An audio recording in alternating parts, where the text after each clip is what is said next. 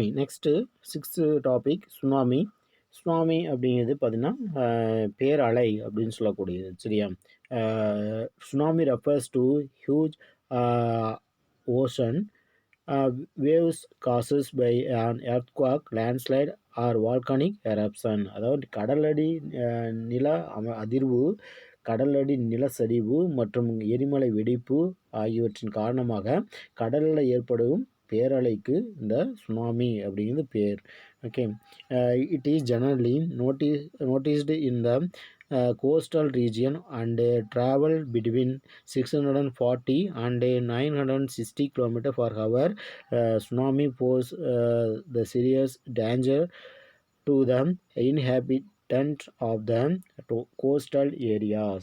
அதாவது பேரலை வந்து பொதுவாக கடற்கரை பகுதிகளில் மணிக்கு வந்து 640 கிலோமீட்டர் மீட்டர்லேருந்து 960 கிலோமீட்டர் வேகம் வரலாம் வந்து பயணிக்கக்கூடியது. கடலோரவாசிகளுக்கு சுனாமி பேராபத்தை வந்து ஏற்படுத்துகிறது அப்படின்னு சொல்கிறாங்க. கடலோரத்தில் வந்து யார் வாழ்கிறாங்களோ அவங்களுக்கு வந்து இதனால் வந்து பெரிய ஆபத்தை வந்து ஏற்படுத்துகிறது அப்படின்னு சொல்கிறாங்க. நெக்ஸ்ட் வந்து பார்த்தீங்கன்னா டூயூனோ பாருங்கள், த வேர்டு சுனாமி அப்படிங்கிற வேர்டானது பார்த்தீங்கன்னா derived from the Japanese word. Japan வேர்ட்லேருந்து வந்தது டிஷ்யூ அப்படின்னு சொல்லக்கூடிய வேர்ட்லேருந்து. அதோடைய மீனிங் வந்து ஹார்பர் அண்டு நாமி அப்படிங்கிறது மீனிங் ஹார்பர் வேவ்ஸ். சரியா? அதாவது அலை அப்படின்னு சொல்லக்கூடியது. இதனால் வந்து பார்த்தீங்கன்னா சுனாமி அப்படிங்கிறது சுனாமி அப்படிங்கிறது துறைமுக அலை அப்படின்னு சொல்லக்கூடியது. சரியா? இந்தியன் ஓஷன் சுனாமி பார்த்தீங்கன்னா 2004 வந்து ஏற்பட்டது. சரியா? December 26, 2004 வந்து ஏற்பட்டது. At 7:59 AM. சரி, காலையில் சுமார் 8 மணி அளவுக்கு வந்து இது ஏற்பட்டது லோக்கல் டைமில். நெக்ஸ்ட்டு வந்து பார்த்தீங்கன்னா இதில் under see the earthquake with magnitude of 9.1 struck of the coast of the Indonesian islands of Sumatra. அதாவது 2004 இந்திய பெருங்கடலில் ஏற்பட்ட சுனாமி டிசம்பர் 26, 2004 பார்த்தீங்கன்னா உள்ளூர் நேரத்துப்படி 7:59 மணிக்கு வந்து ரிக்டர் அளவுகோல் வந்து 9.1 அளவுக்கு வந்து பார்த்திங்கன்னா இந்த நிலநடுக்கம் வந்து ஏற்பட்டது இந்தோனேசியாவில். ஸோ அதனுடைய நிலநடுக்கத்தினால நம்முடைய இந்தியா பெருங்கடலில் தமிழ்நாட்டில் வந்து பார்த்திங்கன்னா அந்த சுனாமியானது ஏற்பட்டது. இதனால் வந்து பார்த்திங்கன்னா அந்த ஏற்பட்ட சுனாமியானது நாடுகளை வந்து தாக்கி 2,25,000 உயிர்களை வந்து பழிவாங்கியதுடன் இந்தோனேசியா, இலங்கை, இந்தியா, தாய்லாந்து, சோமாலியா, மாலத்தீவு போன்ற நாடுகளில் வந்து பெருத்த சேதத்தை வந்து ஏற்படுத்தியது அப்படின்னு சொல்கிறாங்க. சரியா? நெக்ஸ்ட்டு ஹசார்டஸ் வேஸ்ட் அப்படிங்கிறது அபாய கழிவுகள்.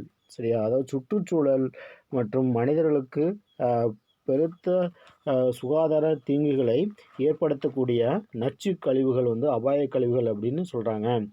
இது வந்து பார்த்திங்கன்னா எத்தனை 3 டைப்ஸாக, அதாவது கிட்டத்தட்ட பார்த்திங்கன்னா 6 டைப்ஸாக வந்து பிரிச்சுக்கிறாங்க. சரி, இந்த கழிவுகளை வந்து பார்த்திங்கன்னா 6 வகையாக பிரிச்சுக்கிறாங்க. அதில் வந்து பார்த்திங்கன்னா ஃபஸ்ட்டு ஒன் ரேடியோ ஆக்டிவ் சப்ஸ்டாண்ட் அப்படின்னு சொல்கிறாங்க. அதாவது கதிரியக்க பொருள்கள், அணுமின் நிலையங்களில் பயன்படுத்தக்கூடிய பொருள்கள் மற்றும் பயன்படுத்தாத எரிபொருள்கள் இவையெல்லாம் வந்து பார்த்திங்கன்னா ரேடியோ ஆக்டிவ் சப்ஸ்டான்ஸ் அப்படின்னு சொல்கிறாங்க. நெக்ஸ்ட்டு கெமிக்கல்ஸ், சில ரசாயனங்கள், செயற்கை கனிம பொருள்கள், கரிம உலோகங்கள், உப்பு மற்றும் அமிலங்கள், வெடிப்பு உப்பு, காரங்கள், எளிதில் வந்து தீப்பற்றக்கூடிய பொருள்கள் மற்றும் வெடிமருந்துகள் இவையெல்லாம் வந்து பார்த்திங்கன்னா கெமிக்கல்ஸில் சொல்கிறாங்க. Next medical waste. சரியா? அதாவது மருத்துவ கழிவுகள், பயன்படுத்தப்படாத ஊசிகள். நெக்ஸ்ட் வந்து பார்த்திங்கன்னா கட்டு துணிகள் மற்றும் காலாவதியான மருந்துகள் இவையெல்லாம் மருத்துவ கழிவுல சொல்கிறாங்க. நெக்ஸ்ட் வந்து பார்த்தீங்கன்னா அப்படி வேஸ்ட் அப்படின்னு சொல்கிறாங்க. அதாவது எளிதில் தீப்பற்றக்கூடிய கழிவுகள், கரிம கரைப்பான்கள் மற்றும் எண்ணெய்கள். சரியா? நெக்ஸ்ட் பிளாஸ்டிக்ஸ், சரி, கரிம சகதிகள் இவையெல்லாம் வந்து பார்த்தீங்கன்னா இதெல்லாம் சொல்கிறாங்க. நெக்ஸ்ட் வந்து பார்த்திங்கன்னா எக்ஸ்ப்ளோசிவ் அதாவது வெடிப்பொருள்கள் சரியா படை கலன் உற்பத்தி கழிவு மற்றும் சில தொழிலாக வாயு கழிவுகள் இவையெல்லாம் எக்ஸ்ப்ளோசிவில் சொல்கிறாங்க. நெக்ஸ்ட் வந்து பார்த்தீங்கன்னா ஹவுஸ் ஹோல்டு ஹசார்டஸ் வேஸ்ட் அதாவது குடிசார் அபாயகர கழிவுகள் அதாவது பூச்சி கொல்லிகள் எண்ணெய் கழிவுகள் மற்றும் மின்கலங்கள் மற்றும் குடிசார் மின்கலங்கள் இவையெல்லாம் வந்து இதில் சொல்கிறாங்க. அதாவது ஹவுஸ் ஹோல்டு பேட்ரி சரி ஆட்டோமொபைல் பேட்ரி அந்த வேஸ்ட் ஆயில் நெக்ஸ்ட்டு பெஸ்டிசைட்ஸ் அது பூச்சிக்கொல்லி மருந்துகள். நெக்ஸ்ட்டு பொல்யூஷன் ஆஃப் ஏர் சரியா அதாவது காற்று மாசு. Air is a mixture of several gases சரியா காற்று அப்படிங்கிறது பல வாயுகளின் கலவையாகும் அப்படின்னு சொல்லுவாங்க. முக்கியமான வாயுகள் வந்து பார்த்திங்கன்னா நைட்ரஜன் சரியா nitrogen 78.09% for farming products such as fertiliser for plants and for making the air inert அதாவது பார்த்திங்கன்னா நைட்ரஜன் அப்படிங்கிறது வந்து தாவரங்களுக்கு வந்து உரங்கள் தயாரிப்பதற்கு காற்றை மந்தமாக்குவதற்கு பயன்படுத்தப்படுகிறது அப்படின்னு சொல்கிறாங்க. நெக்ஸ்ட் வந்து பார்த்திங்கன்னா ஆக்சிஜன் 20.95% சரியா அதாவது இருக்குது.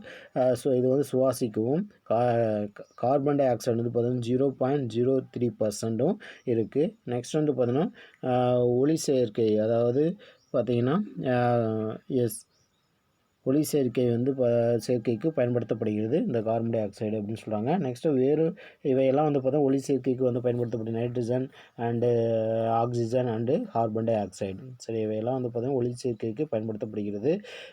வேறு சில வாயுக்களான argon neon helium krypton hydrogen ozone xenon மற்றும் மீத்தேன் போன்ற வாயுக்களும் வளிமண்டலத்தில் காணப்படுகிறது. இவை தவிர நீராவி மற்றும் துகள்கள் வளிமண்டலத்தில் வந்து இருக்குது அப்படின்னு சொல்கிறாங்க சரியா. Next air pollution is the contamination of the indoor and outdoor air by a range of gases and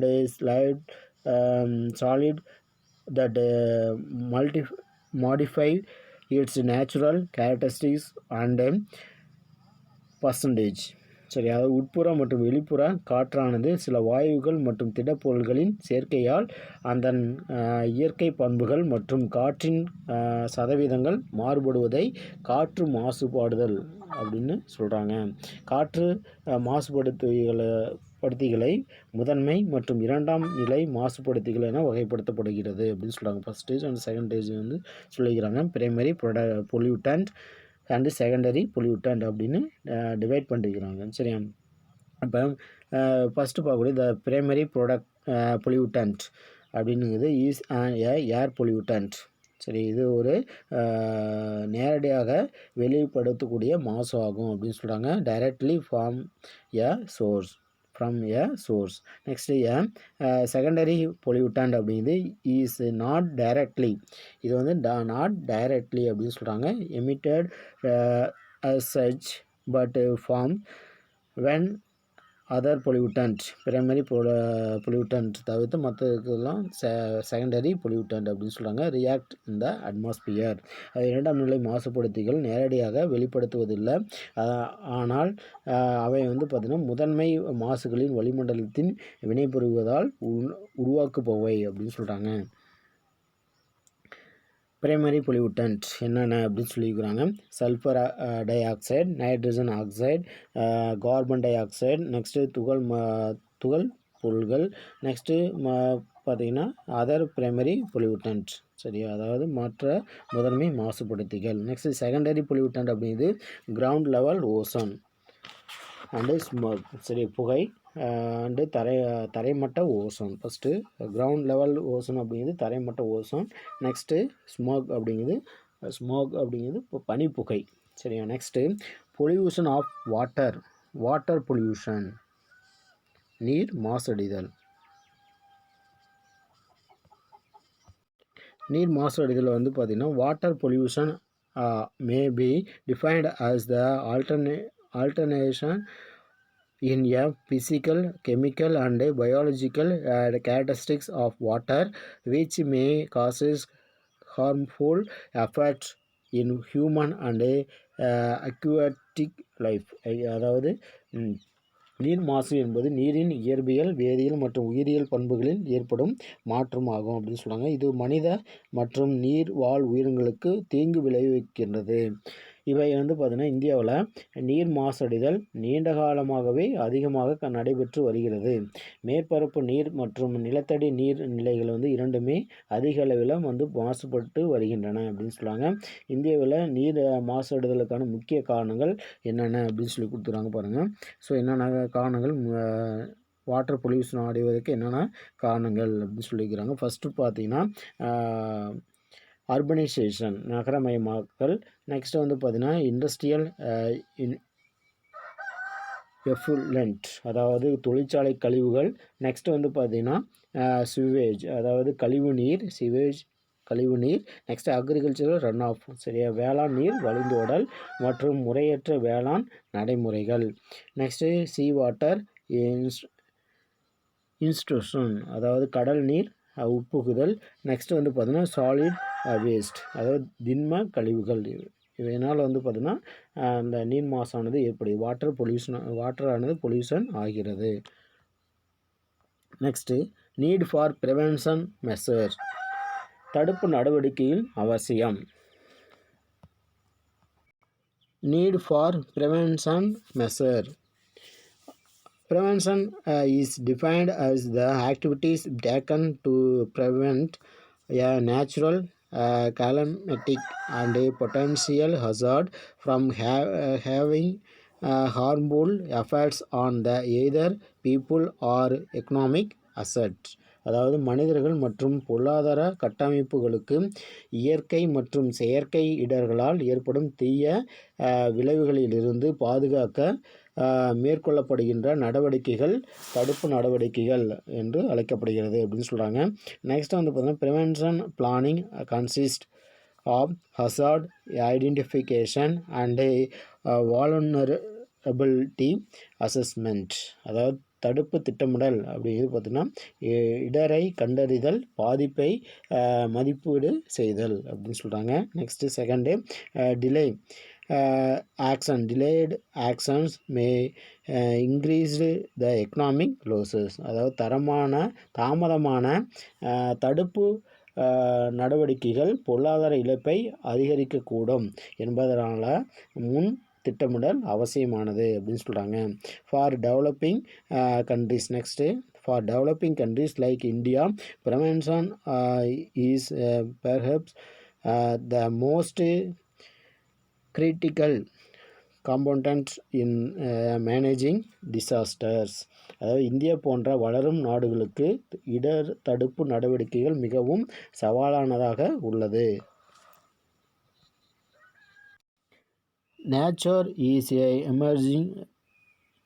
emerging as a new weapons of mass destruction. Do you agree? அதாவது என்ன கேட்குறாங்க அப்படின்னா அதாவது பேரழிவை உருவாக்கக்கூடிய புதிய ஆயுதமாக இயற்கை வளர்ந்து வருகிறது. நீங்கள் ஒப்புக்கொள்கிறீர்களா அப்படின்னு சொல்லி கேட்குறாங்க. Around 2000 people have died in India in 10 years until 2017 due to the major environmental disasters. Indian meteorology department அதாவது பெரும் சுற்றுச்சூழல் பேரழிவு காரணமாக இந்தியாவில் 2017 வரலும் பார்த்திங்கன்னா 10 ஆண்டுகளில் சுமார் 22,000 பேர் இருந்திருக்கிறாங்க. கடந்த 20 ஆண்டுகளில் அதாவது 1998லேருந்து 2017 வரலும் பார்த்திங்கன்னா உலகில் சுமார் 5 லட்சத்திற்கும் மேற்பட்ட மக்கள் மோசமான வானிலை நிகழ்வுகளால் இறந்திருக்கிறாங்க. இது பார்த்திங்கன்னா ஜெர்மன் வாட்ஸ் என்ற தனியார் அமைப்பு வெளியிட்டுள்ள உலகளாவிய காலநிலை இடர் குறியீட்டு அறிக்கையில் இவை கூறப்பட்டிருக்கு அப்படின்னு சொல்கிறாங்க. சரியா,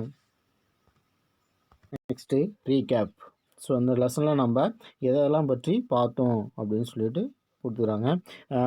ஃபஸ்ட்டு பார்த்தீங்கன்னா hazard are defined as a phenomena that pose a threat to people, structures or economic assets and which may causes disaster. அதாவது மக்கள் பொருளாதார வளங்கள் அல்லது கட்டமைப்புகளை அச்சுறுத்தக்கூடிய நிகழ்வுகள் இடர்கள் என அழைக்கப்படுகிறது அப்படின்னு சொல்கிறாங்க.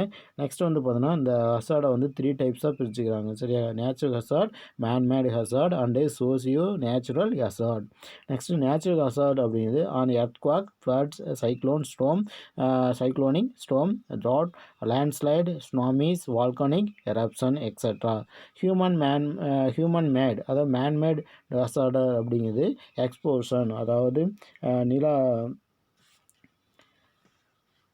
அபாயகமான கழிவுகள், காற்று, நீர், நிலம் மாசடைதல், அணைகள் உடைதல், போர் அல்லது உள்நாட்டு கலவரம், தீவிரவாதம் போன்றவை மனிதர்களால் உருவாக்கக்கூடிய இடர்கள் அப்படின்னு சொல்கிறாங்க. நெக்ஸ்ட் வந்து பார்த்தீங்கன்னா சோசியோ நேச்சுரல் ஹசார்ட் அப்படிங்கிறது இயற்கை சக்தி மற்றும் மனிதன் முறையற்ற செயல்கள் இணைந்து ஏற்படுத்தும் இடர்கள், சமூக இயற்கை இடர்கள் அப்படின்னு சொல்கிறாங்க. Okay, thank you students.